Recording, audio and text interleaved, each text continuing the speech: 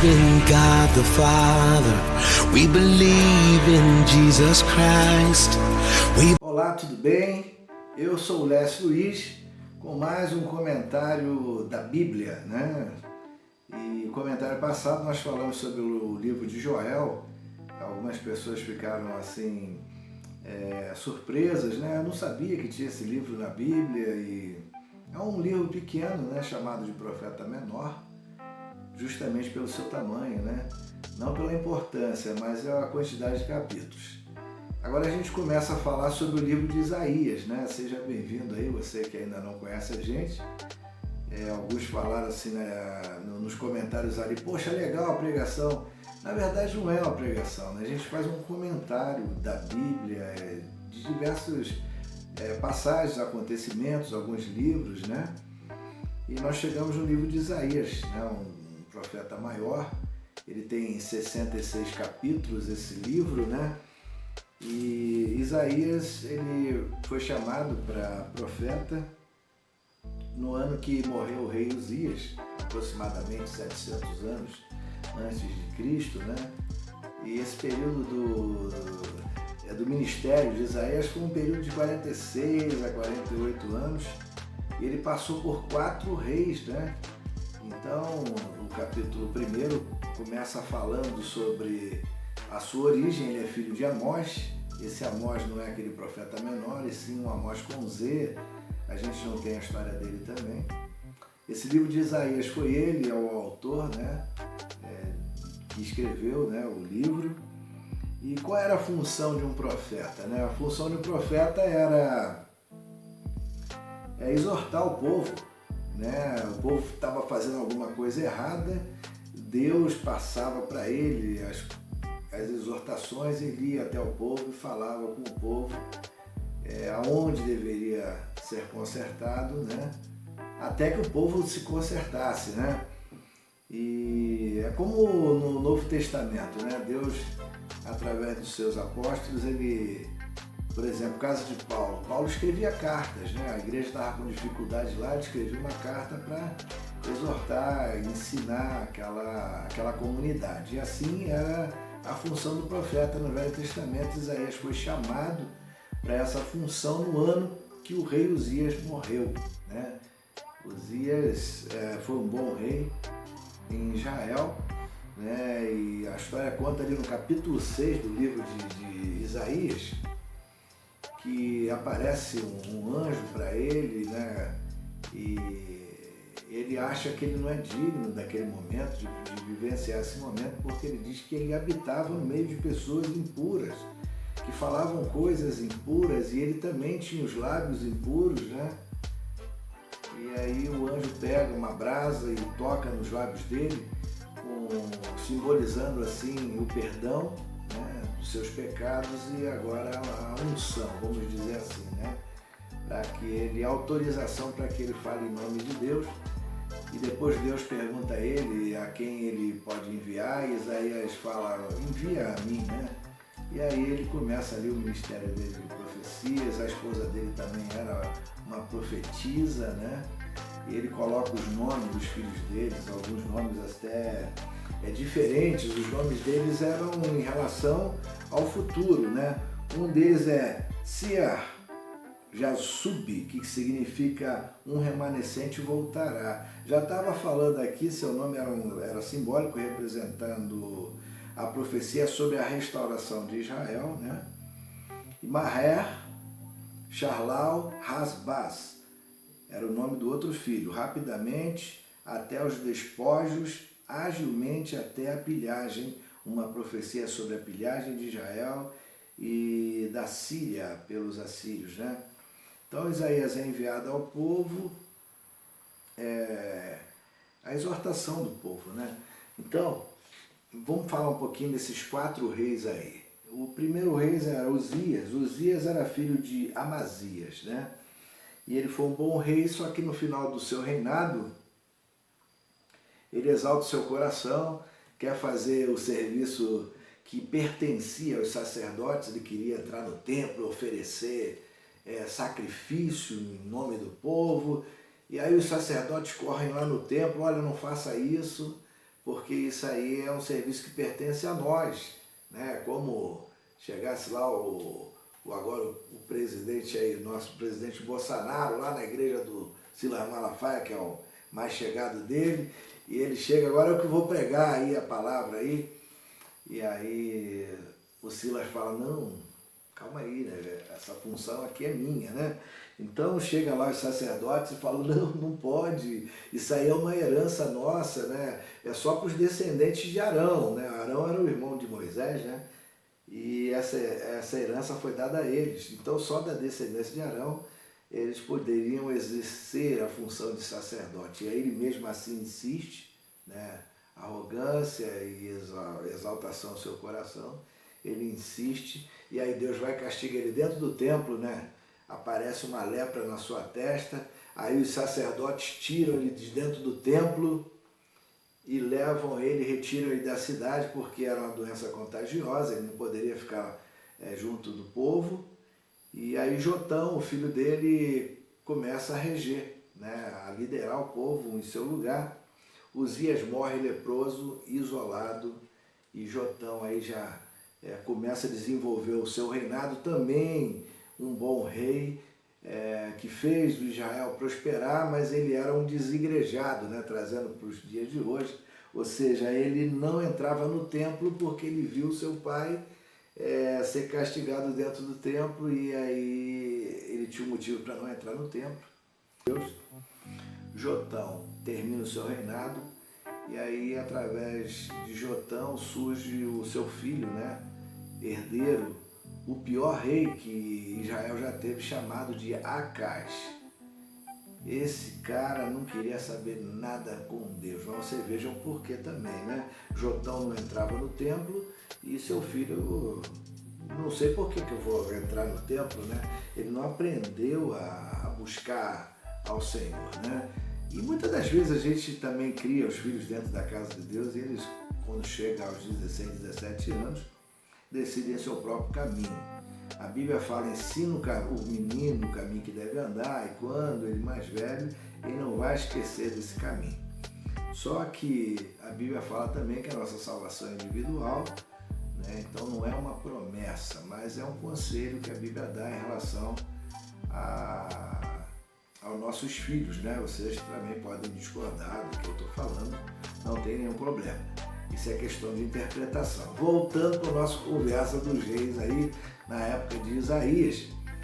Então Jotão morre, e aí Acaz assume o reinado, um dos piores reis de Israel. Esse camarada começa a fazer acordo com os inimigos, né? Ele é ameaçado. Quer dizer, o inimigo percebe a fraqueza e quer tomar conta do terreno, né? Quando você está fragilizado, dá um espaço para o inimigo tomar conta da sua vida.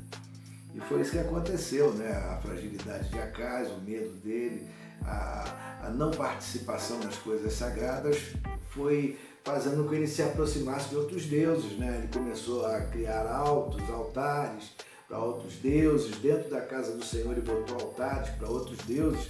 Inclusive ele foi na Síria pedir proteção, né?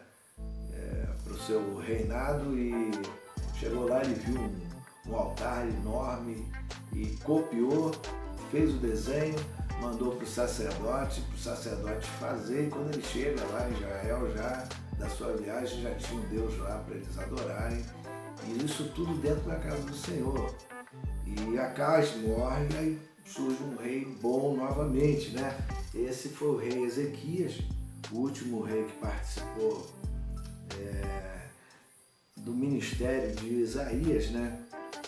E a história de Ezequias, ele está lá no capítulo de Isaías, do capítulo 36 até o capítulo 39, conta toda a sua história, mas em Crônicas também fala um pouquinho da história desses reis, né? E eu até vou aproveitar aqui essa passagem do livro de Crônicas, segundo livro de Crônicas, segundas Crônicas, né? 32, fala a história de Ezequias, e eu no 32, versículo 5, vou ler agora, uma passagem interessante para nós aí. Ele cobrou ânimo, restaurou todo o muro quebrado e sobre ele ergueu torres, levantou também outro muro por fora, fortificou o Milo na cidade de Davi e fez armas, escudos em abundância. Os oficiais de guerra sobre o povo, reuniu-os na praça da porta da cidade e lhes falou ao coração, dizendo: sedes fortes e corajosos, não temais, nem vos assusteis por causa do rei da Síria, nem por causa de toda a multidão que estáis com ele, porque há conosco maior do que o que está com ele. Ou seja, ele anima o povo e fala: vocês não tenham medo de Senaqueribe, porque o Deus que está com a gente é maior do que o Deus dele. Senaqueribe era o rei da Síria na época e tinha sitiado Israel, estava dentro da casa, né? Estava dentro das terras do povo de Israel, do povo judeu, e ameaçando tomar tudo. E Ezequias fala: olha, não tenham medo, né? O nosso Deus é maior do que o Deus deles.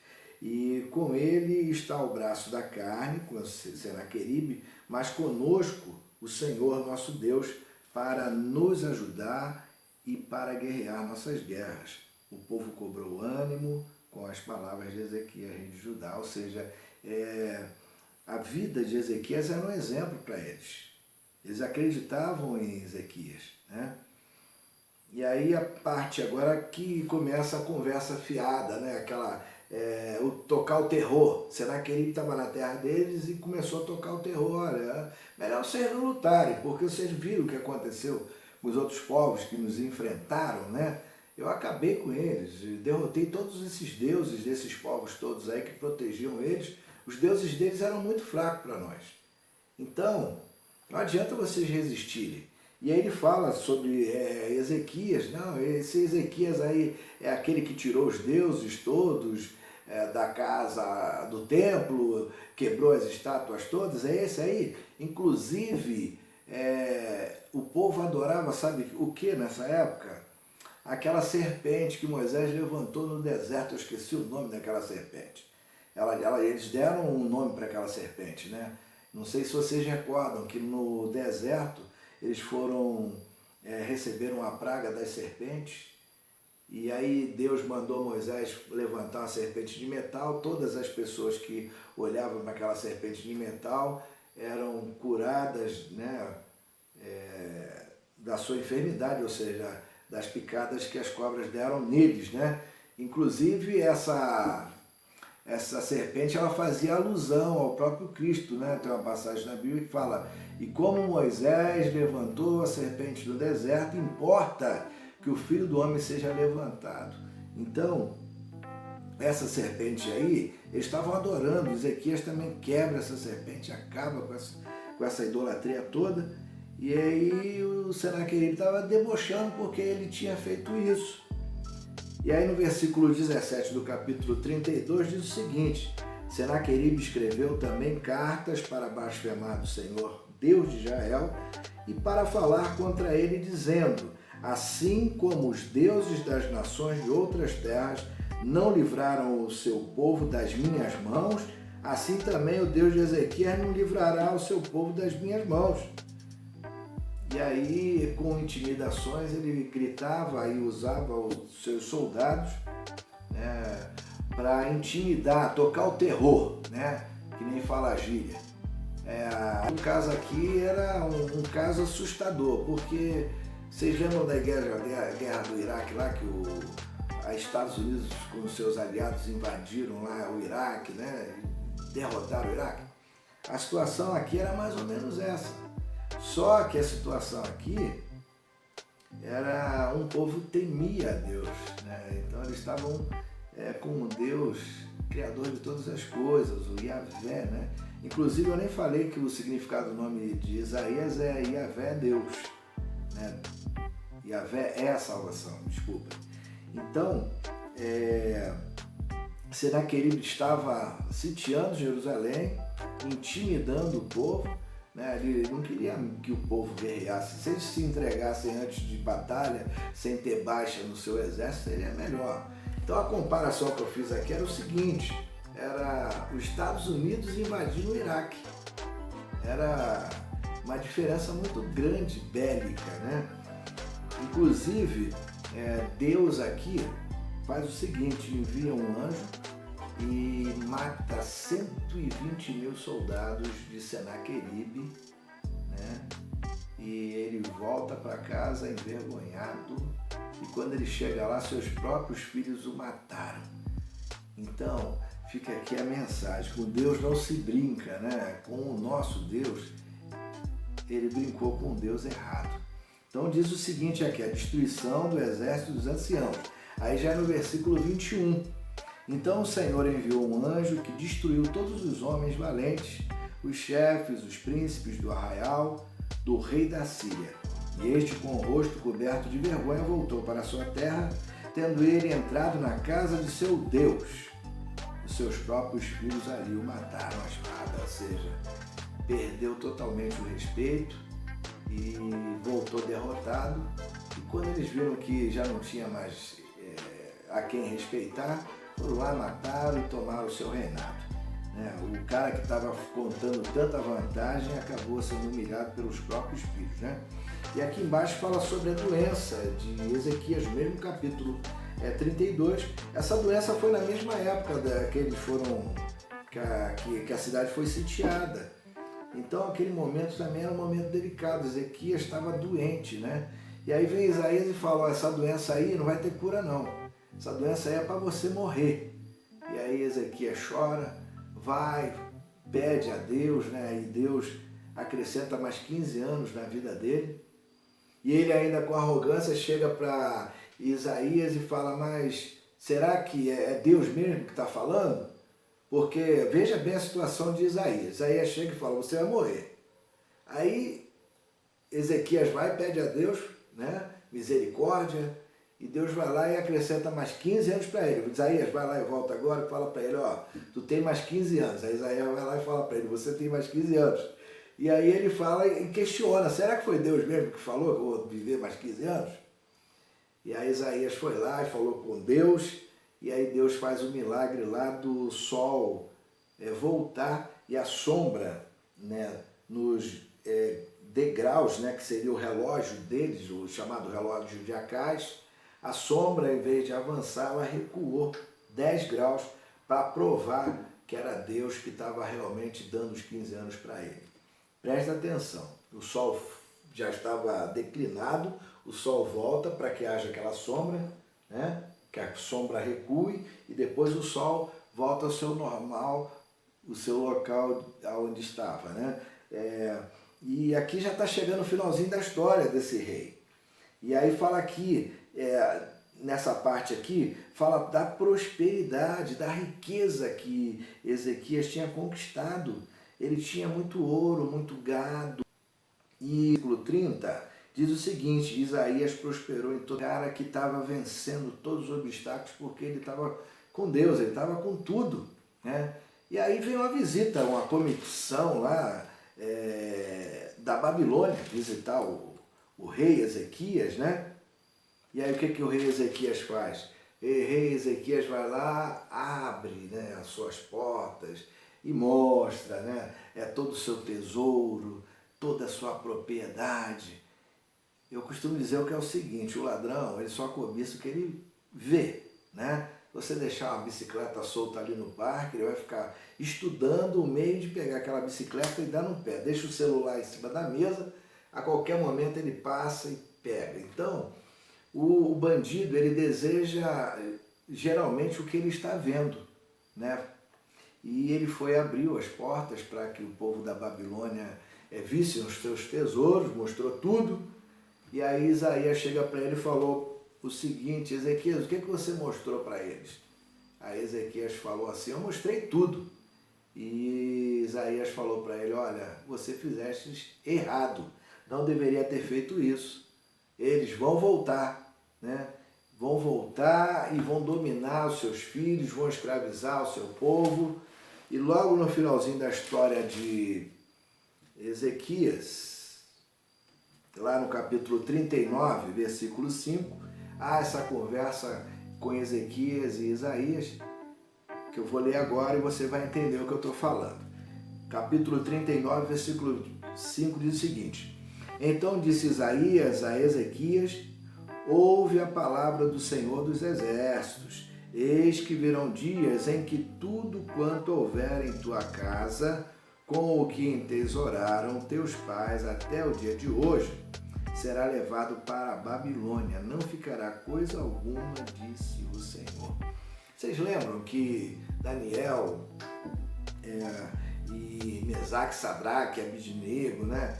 Azarias, eles foram levados lá para Babilônia, né? Então, esse aí é o período que Isaías estava falando aqui que ia acontecer. Mas olha a reação de Ezequias. Dos teus próprios filhos que tu gerastes, tomarão para que sejam eunucos no palácio do rei da Babilônia.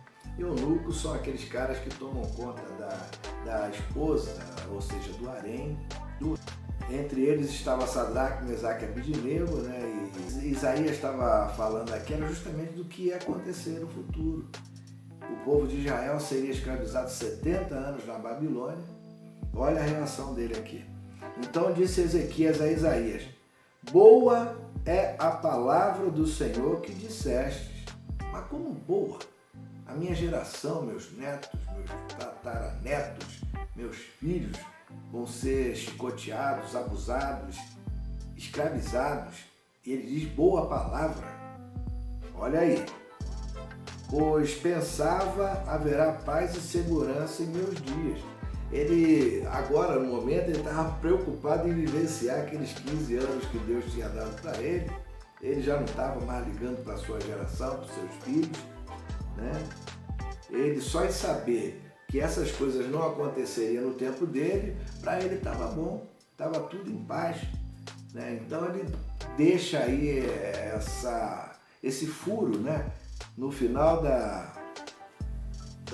do seu ministério, um cara que foi bom, um rei que trouxe prosperidade para sua nação, mas não teve cuidado com os seus próprios filhos, né? Então, esse finalzinho aqui da história seria um final já de passagem de legado, passagem de reinado, né? E ele já sabia o tempo que ele ia morrer, né? Então ele não estava muito preocupado com o que aconteceria com as outras pessoas. Às vezes a gente tenta entender a cabeça, o que aconteceu, né, com alguns personagens da Bíblia, mas a gente tem que se reportar para aquela situação. Quando eu fiz determinada idade, eu fiz um projeto de 10 anos. Daqui a 10 anos eu vou fazer isso, aquilo, isso. Mas se eu soubesse o dia que eu morreria, qual seria realmente os meus projetos? Será que seriam os mesmos projetos? Ou eu teria o projeto de aproveitar a vida e, né, não ligar mais para nada nem para ninguém? Então fica aí. Mas ele também não entra na nossa casa se a gente não abrir a porta, né? Conforme fala lá no livro de Apocalipse, né? Eis que estou à porta e bato. Se você ouvir a minha voz e abrir a porta, eu vou cear contigo, ou seja, eu vou entrar na tua casa. Mas tem que haver essa permissão, né? Então eu vou ficando por aqui com esse comentário simples, singelo, sintético, com o único objetivo de alcançar você, né?